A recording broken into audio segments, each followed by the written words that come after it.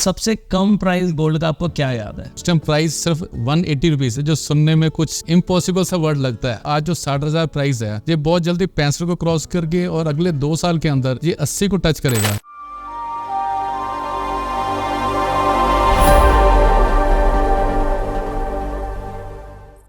Hi, my name is RJ SP and welcome to the first episode of Goldcast, podcast के golden words. और मेरे साथ आज के मेरे गेस्ट हैं Mahendra sir. Welcome to the Goldcast which is powered by Sundar Jewellers. ये golds की बहुत सारी बातें मुझे करनी है और हम लोग शुरू करेंगे मेरे पहले क्वेश्चन से। गोल्ड की जर्नी क्या रही, मतलब आप पहले बताइए, क्योंकि आपने गोल्ड को यहाँ से यहाँ तक देखा है एक्चुअली में, तो सबसे कम प्राइस गोल्ड का आपको क्या याद है? अगर मैं आपको बात करूं तो मुझे वो आज वो टाइम याद आ रहा है जब हमारे फादर ने बताया था कि जब हमारा बर्थ हुआ था उस टाइम प्राइस सिर्फ 180 रुपीज 180 रुपये 10 ग्राम के होते थे, जो सुनने में कुछ इम्पॉसिबल सा वर्ड लगता है। और अगर मैं अपनी जर्नी में अपनी बात करूं तो हमारी जो ओपनिंग हुई थी दैट वाज इन 14 अप्रैल 2003। जब उस समय ओपनिंग हुई थी तो हमारा गोल्ड का जो प्राइस था दैट वाज 5030 रुपीज, 5030 रुपये था। अगले दिन अगर मैं 15 तारीख को बात करूं तो 5020 रुपये हुआ, उसके नेक्स्ट डे 5040 रुपये हुआ। फिर दोबारा इसे पीछे मुड़ के नहीं देखा, फिर ये एक अपना स्लैब बनाता हुआ चलता चला गया। जैसे पहले 10,000, फिर 20,000, 30,000, 40,000, 50,000, आज जो है जो बैरियर जो वो 60,000 तक पहुंच चुका है। जी मैं तो ये कह रहा हूँ कि यार मेरे को कोई वो 185 वाले टाइम पे ले जाए ताकि मैं जेब से निकाल के ये दो भाई 500 का नोट लेने नहीं। ऐसे भी मैं एक बात करूं तो एक और मैं आपकी बात से याद आया, हमारा उस टाइम जो हमारा इलेक्ट्रॉनिक डिस्प्ले होता था that was in only 4 digits, क्योंकि 5,000 प्राइस था तो 4 डिजिट में रहता था। बट लेकिन जब 8,000 प्राइस हुआ तो मैक्सिमम लोगों ने वो गोल्ड बेचना शुरू कर दिया। भी अब 10,000 तो होने से रहा, क्योंकि 10,000 कोई बिलीव नहीं करता था। लेकिन जब ये 10,000 क्रॉस हुआ तो हमें उस डिस्प्ले के अंदर 4 डिजिट रखना पड़ा, पर जहाँ 10 ग्राम था वहाँ पर ग्राम कर दिया। जैसे अगर 10,500 की बात करो तो 1050 पर ग्राम उसमें लिखना शुरू कर दिया। 10 ग्राम को हमने पर ग्राम स्टार्ट कर दिया। बट दैट वाज, आज भी मुझे वो याद है। उसके बाद हमारी डिस्प्ले चेंज हुई थी, अदरवाइज वो 4 डिजिट तक ही चलता रहा। तो आज जो है जो 60,000 क्रॉस कर चुका है। तो मैं 2003 की बात करूँ अगर, तो 2003 की जो जर्नी स्टार्ट हुई थी वो कहाँ से हुई थी? वो कौन सी चंडीगढ़ में कौन से सेक्टर से शुरू हुई? वो सेक्टर 35 से हमने स्टार्ट किया था, अगर 2003 की जो आप बात कर रहे हैं। जी, तो वो उस टाइम का चंडीगढ़ कैसा था 2003 का?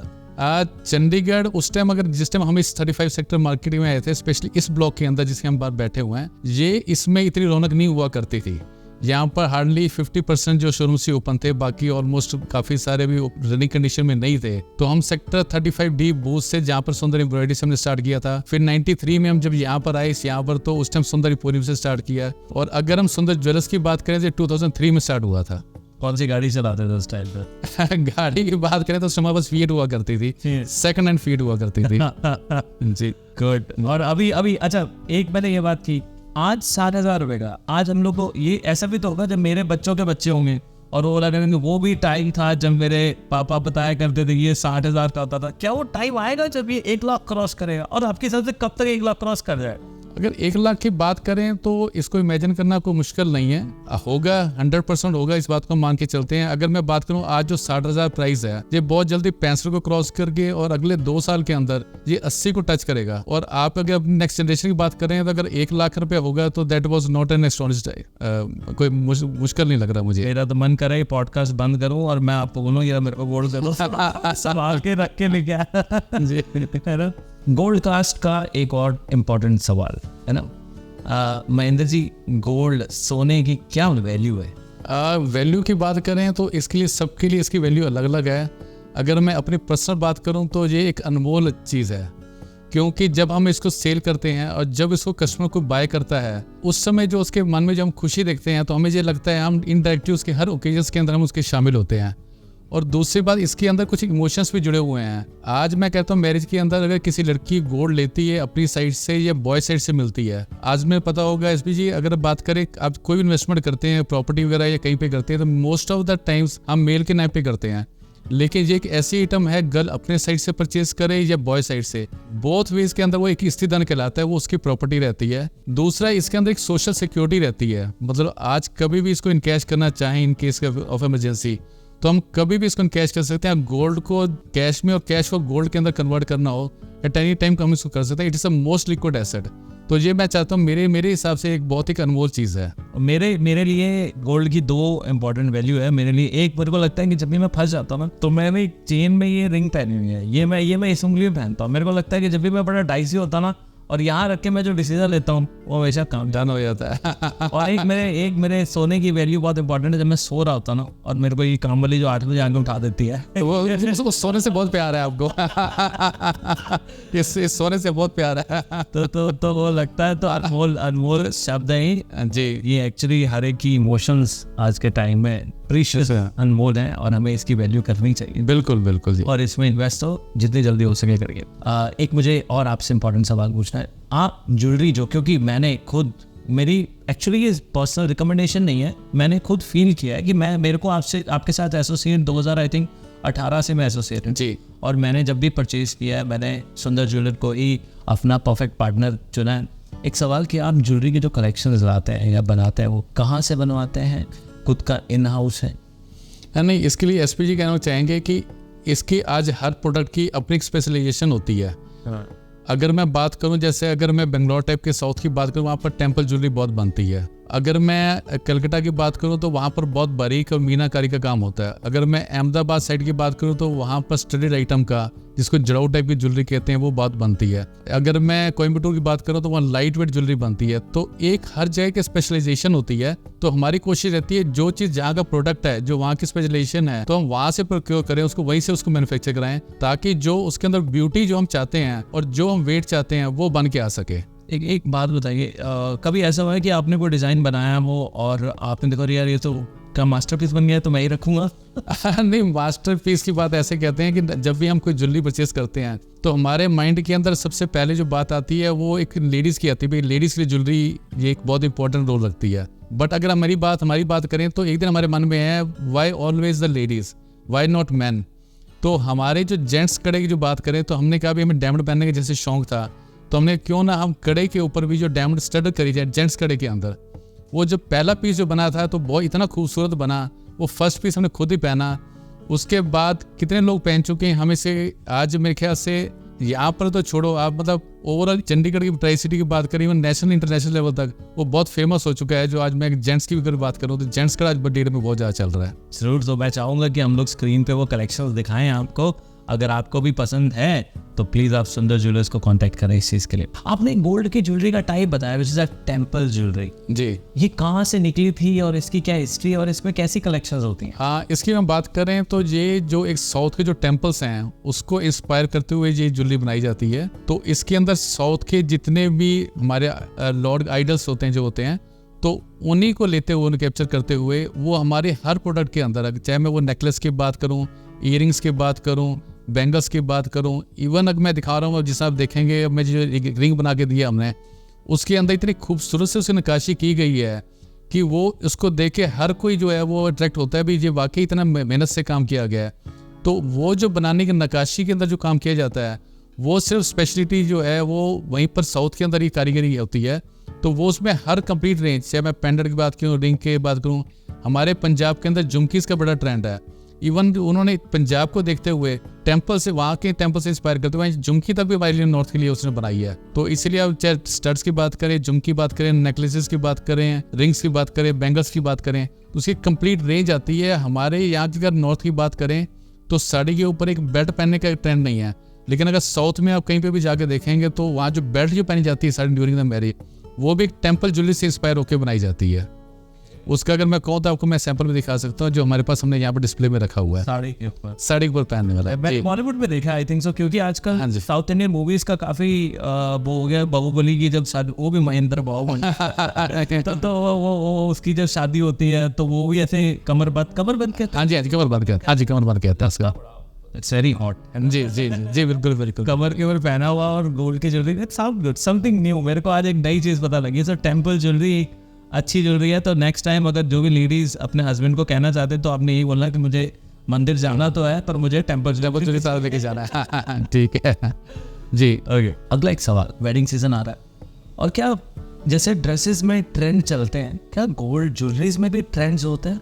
जी बिल्कुल, क्यों नहीं, change is a law of nature. अगर मैं ज्वेलरी की बात भी करूँ तो किसी टाइम के अंदर, आजकल 90s की बात करें, उस टाइम सिर्फ गोल्ड, प्लेन गोल्ड ज्वेलरी या हैवी ज्वेलरी चला करती थी। उसके बाद आज के गोल्ड में बात करें तो एंटीक ज्वेलरी का काफी ज्यादा अच्छा ट्रेंड आ गया है। उसका नेक्स्ट स्टेप है डायमंड ज्वेलरी की बात करते हैं, तो उसमें डायमंड ज्वेलरी के अंदर भी light to heavy complete bridal range सारी बनती है। उससे नेक्स्ट जो अब जनरेशन जो आ गई है वो डायमंड पोल्की की आ गई है। डायमंड पोल्की की, इसमें अनकट डायमंड यूज किया जाता है डायमंड के साथ, प्लस इसके अंदर स्टोन्स जो ट्रेडिशनल हैं, जैसा रूबी, एमरल्ड्स, जो ब्राइट शेड्स यूज किए जाते थे।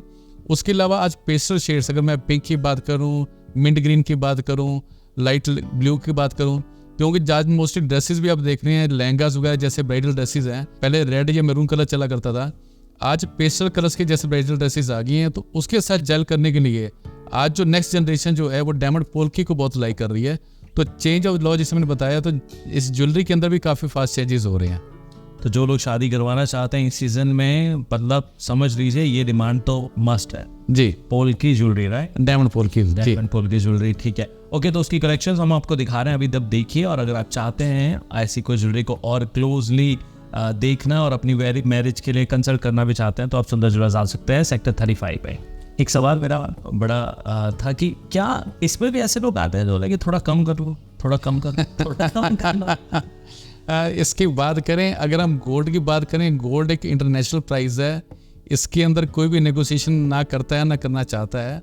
बट हाँ, गोल्ड के यहाँ जो ज्वेलरी बनाते हैं, कुछ उसमें वैल्यू एडेड हमारे होते हैं, उसमें हमारे पास कस्टमर से जरूर उम्मीद रखता है कि हमें कुछ मार्केट से कुछ एक्स्ट्रा बेनिफिट मिले।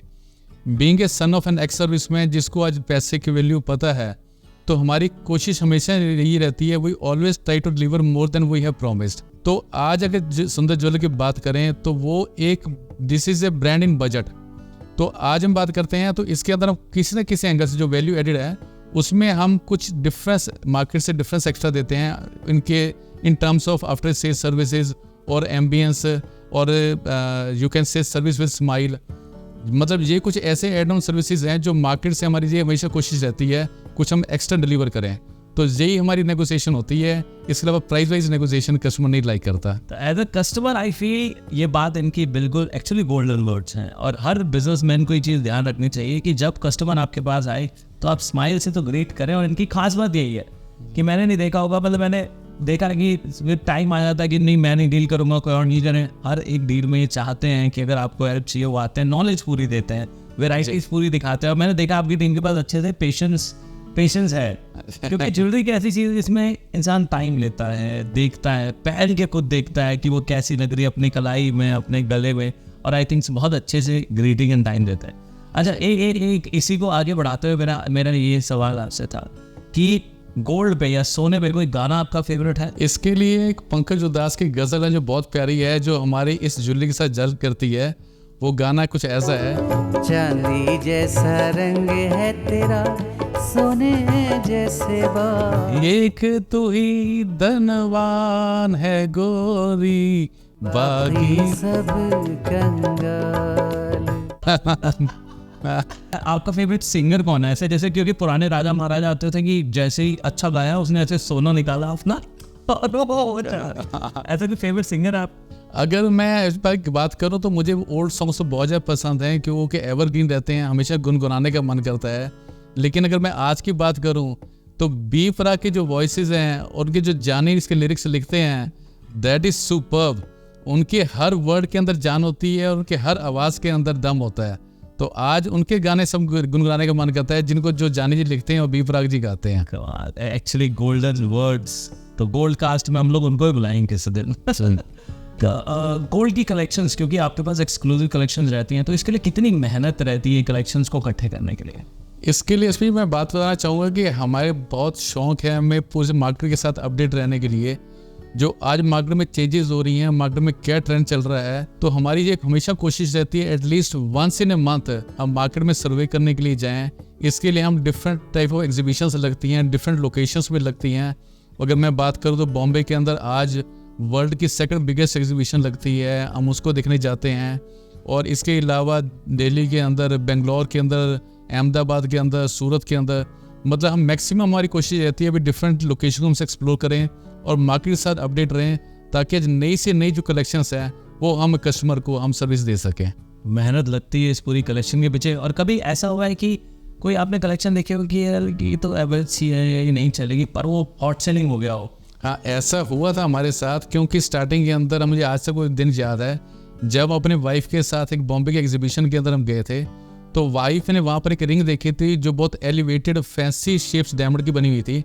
वो देखने में बड़ी वियर्ड से लग रही थी, लेकिन हमारी वाइफ ने कहा कि मुझे बहुत अच्छी लग रही है। मैंने कहा मुझे लगता है मुश्किल से सेल होगी। कहते कोई बात नहीं, फर्स्ट क्लाइंट मैं ही हूँ, तो मैं इसको आज पहन लूंगी। बट जब उन्होंने पहना उसके बाद उनके सारे सर्कल्स ने, उसके सर्कल्स के अलावा और आज सैकड़ों लोग उस चीज को आज एंजॉय कर रहे हैं। वो आज हमारी हिट आइटम हो चुकी है, जो एक बहुत अच्छी फैंसी शेप्स के अंदर एलिवेटेड रिंग जो बनी है हमारी। और रिंग की वैरायटीज में यार मैंने देखा है कई ऐसे लॉर्ड्स की भी लगाते हैं रिंग्स। कैसी चलती है रिंग्स की वैरायटीज की कलेक्शन आजकल, कैसी चलती है? हाँ, उसके अंदर मैं बताना चाहूंगा कि आज की डेट के अंदर जैसे मैंने आपको बात बताई थी कि टेम्पल ज्वेलरी के अंदर बहुत अच्छी रिंग्स जो डिफरेंट एक्सक्लूसिव डिफरेंट टाइप की होती है। और इसके अलावा आज रिंग के अंदर बात करें तो मैक्स टू मैक्सिम जो है वो डायमंड की सेल बहुत ज़्यादा चलती है। उसमें डायमंड के अंदर राउंड डायमंड के अलावा फैंसी शेप्स के डायमंड के साथ या फिर कलर स्टोन डायमंड के साथ वो आइटम चलती है। क्योंकि आज की डेट की हम बात करें रिंग सेरेमनी के अंदर आज किसी कुछ भी बजट है, कुछ x amount I that is 20,000, 30,000 और 20 लाख, आज वो डायमंड को भी प्रेफर करते हैं। उसके नेक्स्ट जनरेशन डायमंड पोल की भी लाइक करती है, बट आज डायमंड इस डायमंड फॉर एवर रहेगा। तो आज रिंग की अगर बात करें उसमें डायमंड के रिंग्स बहुत ज्यादा सेल होती हैं। कभी कोई एंगेजमेंट रिंग आपने सुनी हो, बेची तो आपने खैर होगी, बहुत महंगी हो और कोई ऐसा ही बंदा लेके गया है कि राजा महाराज लेके जा रहे, मोस्ट एक्सपेंसिव रिंग आपने कौन सी सुनी, इतनी की है और ये यहाँ पे सुनी थी मैंने? ऐसी अगर बात करें तो आज की डेट के अंदर बहुत अच्छे, जितने आप सेलिब्रिटीज की बात करें तो आज उनकी जो वीकनेस है वो सॉलिटरी रहता है। तो आज मेजोरिटी जितनी भी आप सेलिब्रिटीज बात करते हैं तो वो उनके कहते हैं कि एकदम कंपटीशन चलता है भी कौन उससे बड़ा पीस पहनेगा। तो आज की डेट के अंदर 1 कैरेट से लेकर 5 से 7 कैरेट तक के जो पीसेस जो डायमंड हैं वो सेल होते हैं मार्केट के अंदर है, जिसका प्राइस अगर मैं बात करूं तो that is good up to 60 to 70 lakh rupees per ring. Oh, per ring, ये बात है। और वो जो करोड़ रुपए की कोई रिंग हो सकती है 1 CR टाइप? बिल्कुल हो सकती है। जब आपने कोहिनूर की बात करें तो सब कुछ पॉसिबल हो सकती है। ये तो वापस लेके आना है। अच्छा, गोल्ड कास्ट में एक अगला क्वेश्चन जो मैंने आपसे पूछना था, स्टार्टअप्स बहुत सारे आ रहे हैं, बहुत लोग हैं जो गोल्ड और लग्जरी ज्वेलरी के बिजनेस में आना चाहते हैं, उनको क्या एडवाइस होगी आपकी? उसके लिए मैं बताना चाहूँगा आज की डेट के अंदर आपने कुछ नया और बड़ा कुछ भी काम करना है तो आपके एक बार मन में फियर जरूर आता है, but you have to conquer that fear to discover the hidden hero within you and with the courage, self discipline and can do the spirit you can overcome any of the adversity. मतलब मैं ये कहना चाहूँगा कि आज की date में कुछ भी इम्पॉसिबल नहीं है। आज कुछ भी करना चाहते हैं तो वो पॉसिबल है। The even word impossible says that I am possible. Correct. मुझे ये लगता है कि अगर आप ज्वेलरी बिजनेस में आ रहे हो या इंटेंसिव आपके पास कैपिटल होनी चाहिए, फिर बाद में मेहनत तो लगनी है एंड आज का मतलब आपको अप टू डेट रहना पड़ेगा। जी, तो मैंने आपके साथ बात करके फील की है कि काफ़ी नॉलेज है आपको, तो अगर आपके पास नॉलेज है, आप अप टू डेट हो, तभी आओ इस बिजनेस में, वरना आप आराम से घर पे बैठ सकते हो। एक इम्पॉर्टेंट चीज़ है कि जो सुंदर ज्वेलर आपने एज अ ब्रांड बनाया है, एक ब्रांड एस्टेब्लिश करने का, और आपके माइंड में ब्रांड क्या है? इसमें ऐसा है, एक प्रोडक्ट और ब्रांड ये दो अलग अलग चीज़ हैं। जब हमें किसी चीज़ की रिक्वायरमेंट होती है, जैसे हमें कोई कहता है मुझे नेकलेस चाहिए, मुझे रिंग चाहिए, ईयरिंग चाहिए, तो that is called a product, मतलब उसको प्रोडक्ट की रिक्वायरमेंट है। जब हम कहते हैं हमें सुंदर ज्वेलर्स की रिंग पहननी है, सुंदर ज्वेलर्स का नेकलेस लेना है, सुंदर ज्वेलर्स का कड़ा लेना है, that is called a brand. अगर मैं ब्रांड बिल्डिंग की बात करूं तो ब्रांड बिल्डिंग से पहले आपको अपने प्रोडक्ट पर ध्यान देना पड़ेगा।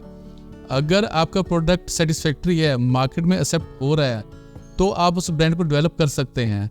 अगर आपका प्रोडक्ट वीक है, जो मार्केट में एक्सेप्ट नहीं हो रहा, तो आप जितनी ब्रांडिंग करेंगे उतनी जल्दी मार्केट से आउट होते जाएंगे, उतनी जल्दी मार्केट आपको किल कर देगी। तो मेरा ये मानना है कि जितना आप प्रोडक्ट को अच्छा रखेंगे तभी आप ब्रांडिंग उस चीज़ की कीजिए। प्रोडक्ट जो है मार्केट में एक्सेप्ट होना चाहिए।